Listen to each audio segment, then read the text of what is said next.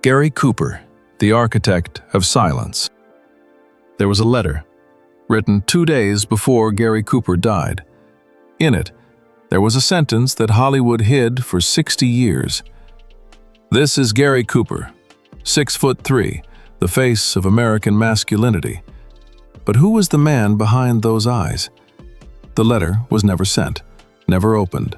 The words inside lost to history, until a private collection revealed its existence in 2019. This is not a story about Gary Cooper, the American cowboy. This is the story of Frank, a boy from Montana who lost his name to become a legend. And the question that letter asked was this: can a man live an entire life and never once be himself? Why don't you let Coley try first? The Boy Who Lost His Name. 1901, Helena, Montana. Frank James Cooper was born under wide skies, the son of a judge, raised on horseback and open land. You know, there's something about growing up in a place where you can see for miles, where the horizon doesn't end. It teaches you that the world is bigger than any one person's opinion. Frank learned that lesson early. 1924. Frank came to Hollywood, not for fame, for money. He stuttered in auditions, stood awkwardly under the lights, but there was something the camera saw in Frank Cooper, something he was trying to hide. And Hollywood? Hollywood saw value in that. 1930. A photographer took a picture that was never published. Paramount Studios paid $10,000, a fortune at the time, to buy the negative. In that photograph was Gary Cooper and another person in a private moment. The photograph was destroyed, but the truth? You can't burn truth.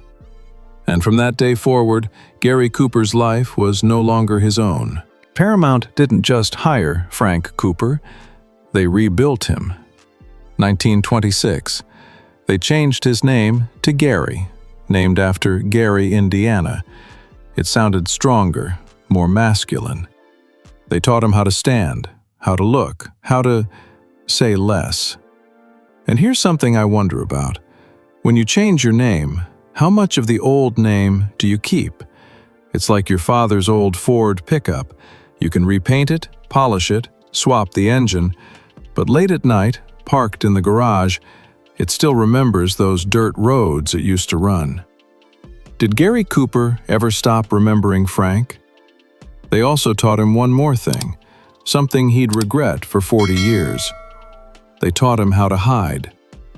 By 1930, Gary Cooper received 5,000 fan letters every week. American mothers wrote, "You are the man I want my son to become." American daughters wrote, "You are the husband I pray for." Paramount had an unwritten rule.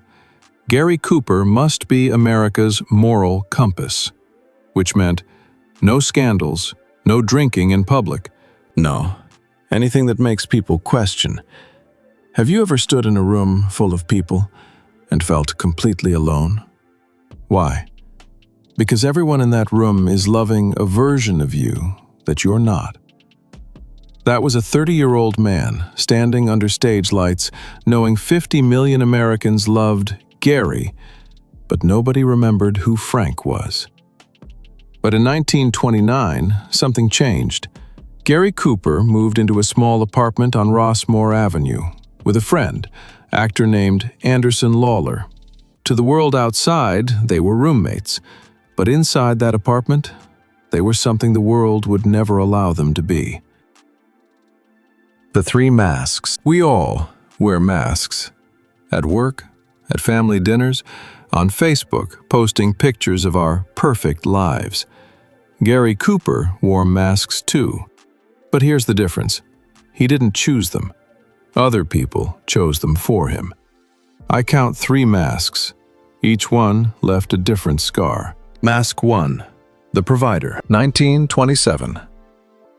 Gary Cooper arrived in Hollywood with nothing but a face and a borrowed suit. Rod LaRock was a star of the silent era. handsome, polished, married to the beautiful Vilma Banky. He noticed Gary now, standing in a casting line, looking lost.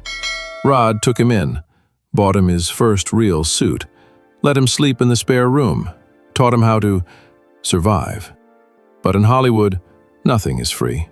Beauty has value, and someone always pays. Years later, Cooper told a friend, in a rare moment of exhaustion, "Rod taught me the rules. In this town, you either give some or you lose everything." Then came Howard Hughes. Before Elon Musk, before Jeff Bezos, there was Hughes, a 23-year-old billionaire who wanted everything, simply because he could have it. 1928. Hughes met Cooper at a Paramount party. Within a week, Cooper had a new Packard, tailored suits, a tennis club membership he'd never asked for. The bills? Paid. No questions asked. Have you ever worked for someone who didn't care about you, but you smiled anyway, nodded anyway, because the bills don't pay themselves? Why did Cooper accept? Not because he was weak. He was hungry, not just for food, but for a place in this world. And sometimes the price of that place is a piece of your soul. 1930. Cooper quietly left Hughes. No explanation, no confrontation. Years later, an unsent letter was found in his papers. It said, "H, you gave me what money can buy, but I need what it cannot." Mask 2. The Dreamer. Anderson Lawler, supporting actor at Paramount, quick-witted, fearless in private, everything Cooper wasn't. They met on set in 1929. Within weeks, they moved in together. One bedroom, one typewriter, 2 toothbrushes. To the world, they were roommates. But in that small apartment, they were something softer, something true. Weekends, they drove to the desert, used fake names at gas stations, cooked over campfires under stars that remembered Frank. Cooper even took Lawler to Montana once, the only person from his Hollywood life who ever met Frank's family. When Lawler coached him through lines for The Virginian, Cooper's first leading role, he didn't teach Gary. He reminded Frank how to be real. But Hollywood doesn't like soft secrets. By 1930, Cooper was being pushed toward stardom and pushed away from Andy. Studio executives told him, "You want to be a leading man? Stop living with that boy." And Cooper, terrified of losing the only thing he was good at, let go. He never said goodbye. One morning, Anderson came home, and Gary was gone. Do you remember your closest friend from college? The only person who really understood you? Then you graduated, went separate ways, because you have to grow up, because that's life. Have you ever wondered, what if you hadn't listened to the world that day? What would your life look like? 1931, British photographer Cecil Beaton came to Hollywood. He photographed Cooper. In his private diary, Beaton wrote, "He looks like a sculpture carved by sadness." They met several times, walked at dusk, talked about art. One evening, they kissed. 2 weeks later, Beaton returned to London. They never spoke again. But Beaton kept one photograph, unpublished. Cooper, in light, looking at something already lost. But you know what? There were good days.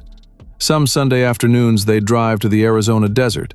Didn't talk much, just sat on the hood of the car, watching the sun go down. And in those moments, Frank didn't have to be Gary. He was just a boy from Montana, looking at a sky big enough to hold all his secrets.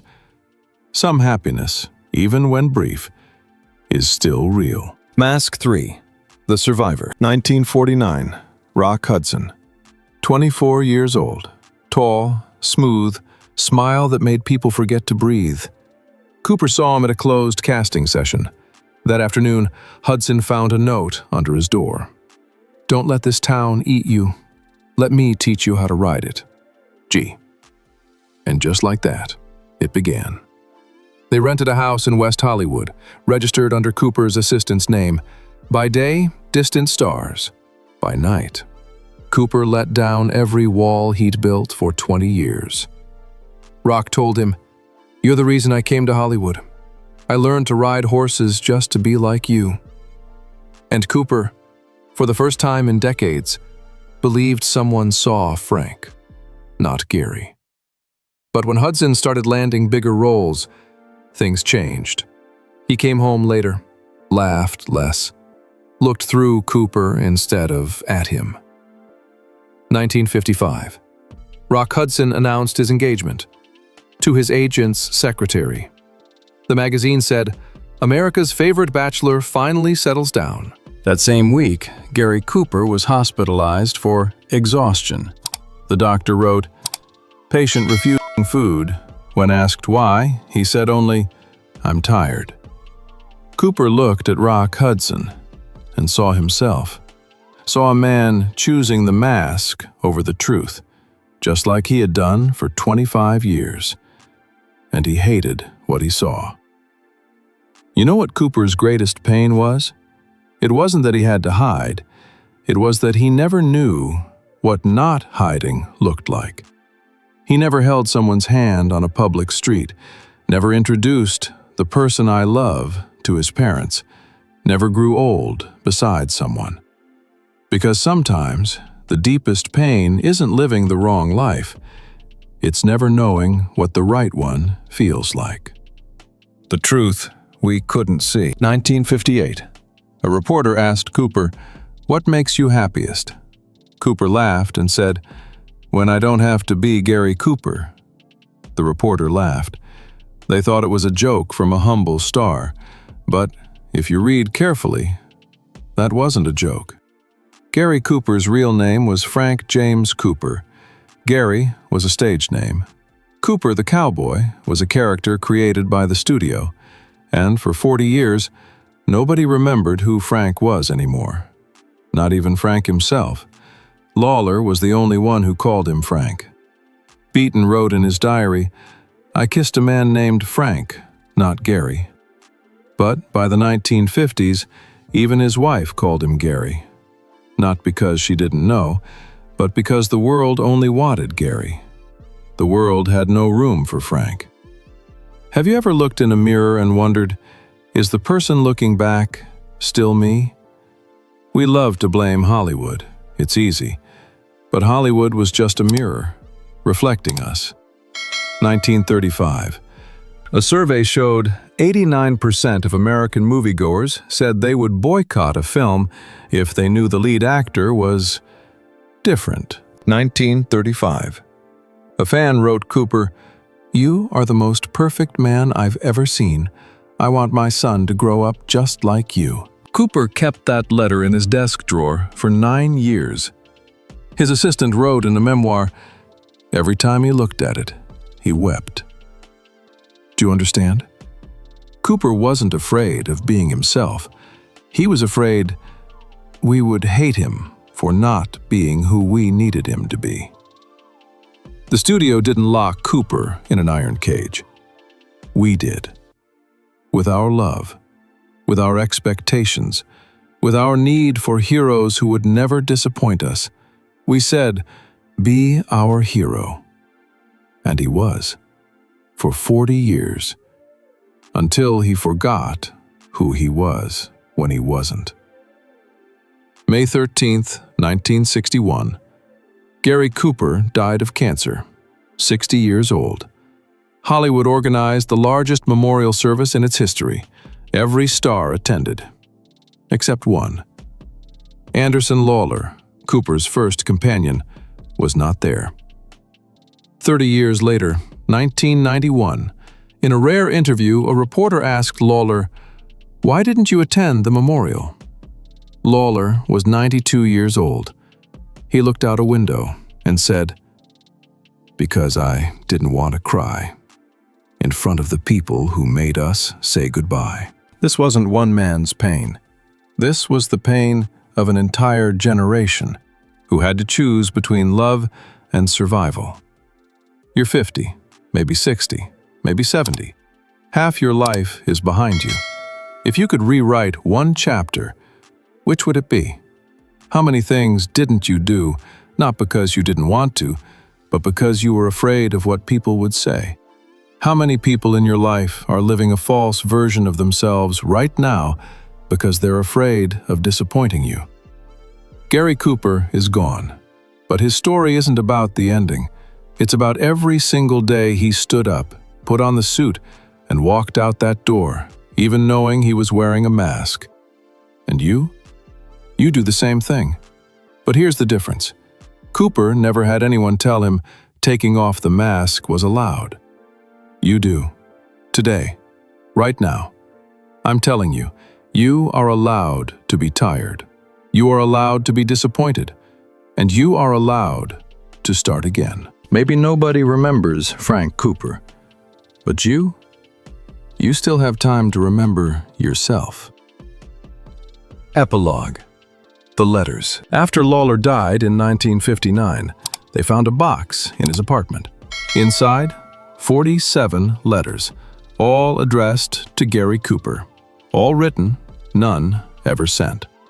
The last one was dated May 10th, 1961, 3 days before Cooper died. The letter was never opened, but in 2019, a private collection allowed researchers to read it. It began, "Frank, I still call you that. I wonder if you remember the last time someone did." 5 people loved Gary Cooper in the shadows. Some taught him survival, some taught him pain. One taught him he was worthy of love, but none of them could teach him the one thing he needed most, that being loved for who you are is worth more than being worshipped for who you're not. Gary Cooper spent 40 years being someone else. Don't spend another day doing the same.